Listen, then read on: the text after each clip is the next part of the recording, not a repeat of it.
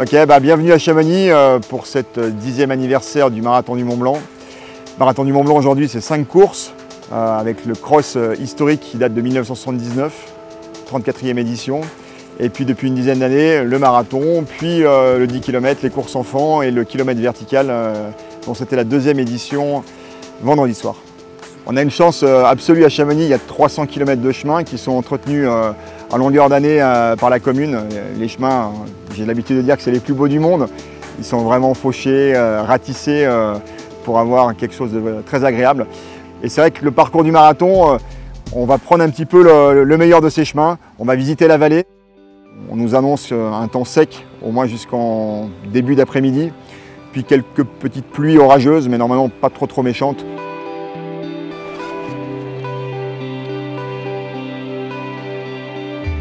Sur les 2000 concurrents, on a plus de 50 nationalités au départ, donc une course très internationale. On a évidemment invité à tous les anciens vainqueurs, hommes et femmes. Ça risque de brasser ici. Il va falloir jouer des coups. Et puis il y a quelques petites surprises de dernière minute, des grands cadors qui sont là, donc il va y avoir une bataille très rude. Du beau monde au départ, mais bon, le principal c'est qu'on fasse une course ensemble, qu'on profite et qu'on fasse du partage d'émotions tous ensemble, et je pense que ça va être super.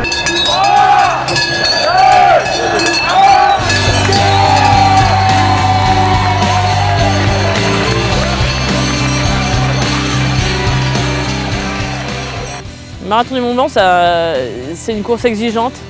Une première partie qui va jusqu'à Valorcine, donc où vraiment c'est plat, il y a de la relance, bon, il y a quelques petites côtes bien sûr, mais c'est vraiment, faut vraiment avoir du pied, à savoir courir.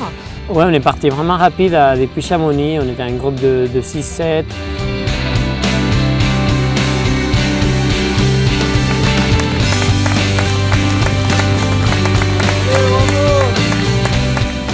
Et puis jusqu'à Valorcine, c'était un terrain qui était rapide, qui était plat. Donc c'était difficile à marquer les différences.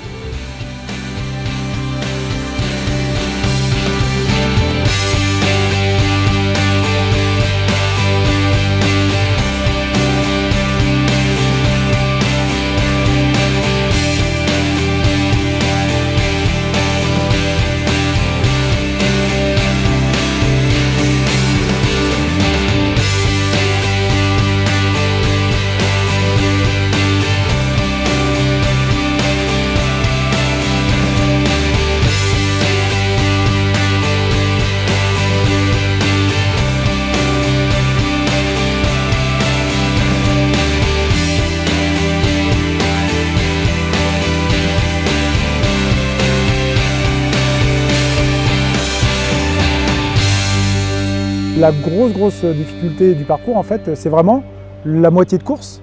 C'est quand même le col des Posettes qui va faire très mal parce que, en fait, là, on va avoir un gros dénivelé et puis des portions techniques, aussi bien en montée, un petit peu qu'en descente.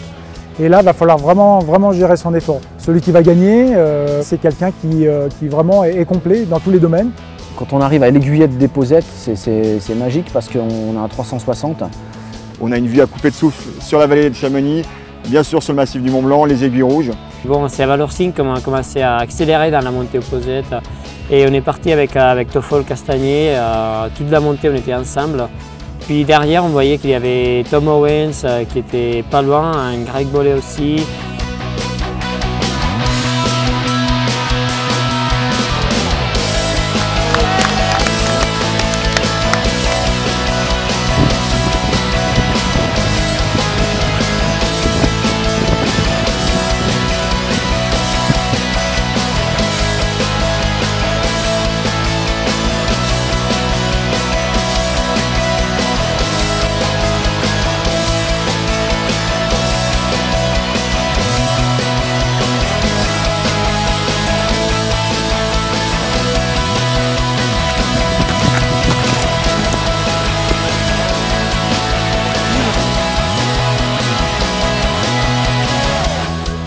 Il faut vraiment gérer son effort parce que bon, c'est vrai qu'on est quand même, il reste encore une vingtaine de kilomètres quand même.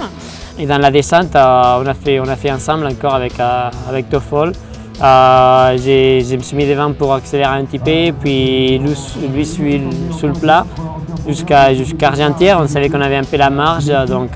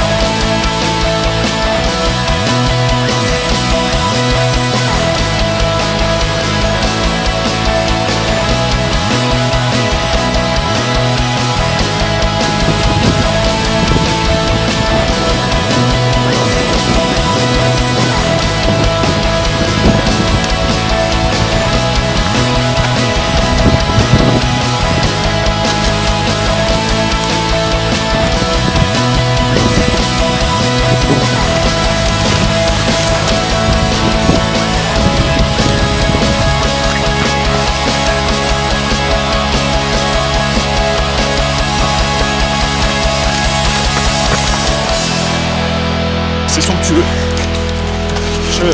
J'avais des souvenirs de l'aiguillette des Posettes et de cette descente très aérienne. Bon là elle était un peu dans la brume, mais en repassant depuis le col démonté jusqu'à Valorcine, j'avais oublié un peu ça. Et c'est vrai que c'est sublime comme décor. Donc bien sûr après une descente, pour arriver à la Flégère, il faut qu'on remonte bien sûr. Et ben là, c'est vrai qu'il faut, pour ceux qui se mettent au trail maintenant, c'est vrai qu'il faut en garder quand même sous le pied. Hein. Parce que après la remontée, elle est pas, c'est vraiment une remontée en balcon, donc elle n'est pas raide comme la montée des Posettes, mais elle est quand même régulière et elle fait mal, quoi. Et pour arriver jusqu'au sommet, jusqu'au finish. C'est à partir d'Argentière que j'ai commencé à accélérer dans la montée, ou bon, plutôt garder le rythme, à essayer de faire toute la course en courant. Et toutefois, j'ai commencé à perdre un peu de temps.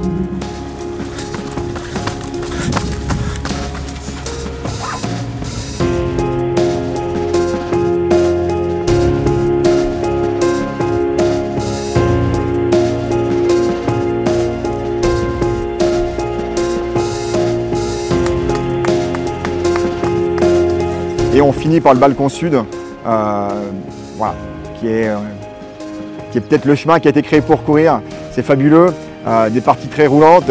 J'adore ce moment-là, il suffit qu'on en ait un peu parce que ça court vraiment, on peut relancer.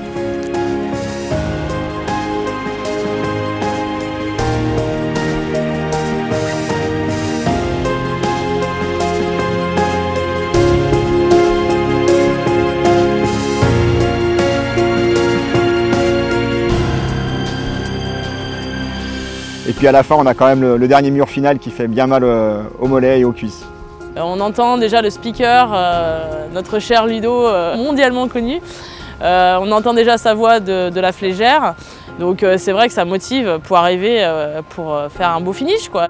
C'est magique parce qu'on entend le micro, y a du monde, c'est le Tour de France, quoi. Il y a du monde au bord, c'est magique. Même si on est un peu cramé pour un langage un peu familier, mais ouais, non, c'est magique. Ouais.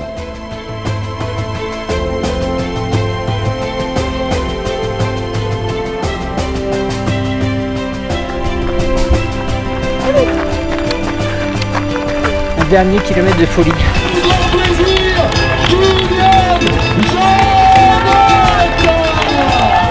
Bon, le marathon du Mont Blanc, c'est une course que je n'avais jamais fait et pourtant ça fait longtemps que j'en entends parler. Et Bon, je dirais que c'est une course qui est assez roulante, mais les paysages ils sont magnifiques. Tu as des vues sur Chardonnay, sur le Mont Blanc, tu en prends plein les yeux pendant tout le long. Puis c'est à Chamonix, il y a une ambiance qui est incroyable. Tout le long, il y a des gens qui encouragent. Et ça, c'est vraiment bien pour tous les coureurs.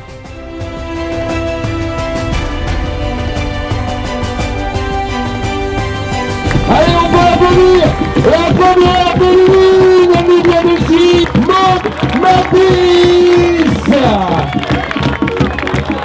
Regarde ce foule. Il commence à taper dans vos mains. Deuxième féminine.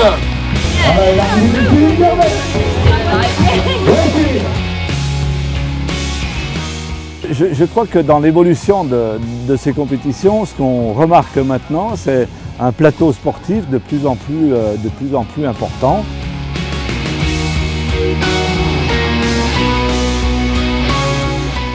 On vient de battre le record aujourd'hui de pratiquement 15 minutes, donc c'est fantastique.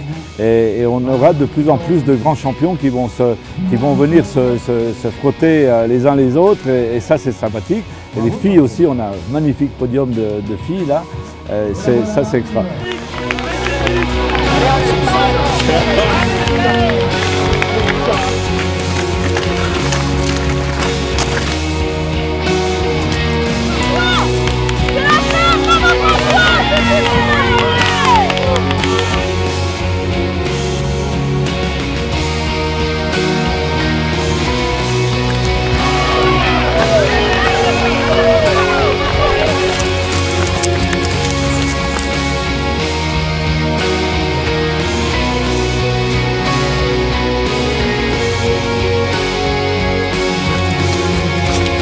Presque.